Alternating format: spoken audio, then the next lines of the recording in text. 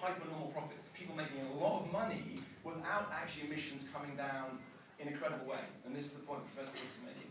So my second question to you is, clearly the cap is wrong.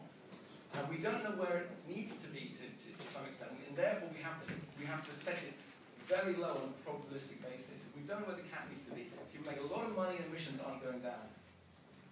The question for the IETA is this: is your job to keep milking profits from a defective market for as long as possible, or is your job to bring that cap right down until emissions start hitting the marketplace? That's the question. Money or emissions reductions now?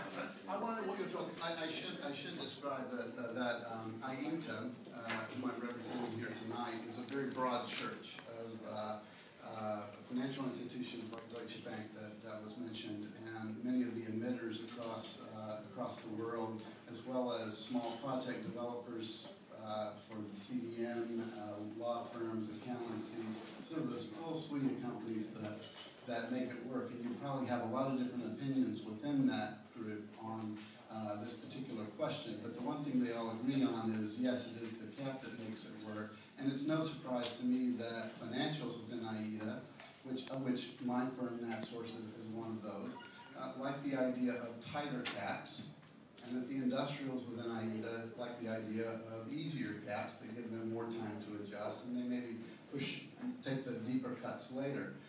And so part of the debate that is appearing, there's nothing in the Deutsche Bank report, by the way, or the series of them. Mark Lewis from Deutsche Bank is one of the best analysts on this market out there. There's nothing in those that really cast aspersions on the markets.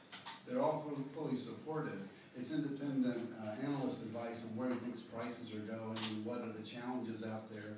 And of course, it's got a bit of a hint in it that yes, tighter targets would actually make prices go up, which doesn't necessarily affect, could be profitability, but most of us make money at the margin. So it's really a question of the environmental requirement and whether we're going to meet it. And frankly, that's where I think most of us come around to is, let's let the temperature target and the concentration limit and the pathways for getting there determine what the emissions caps need to be, and then the market will find the right price, the best price for that given trajectory.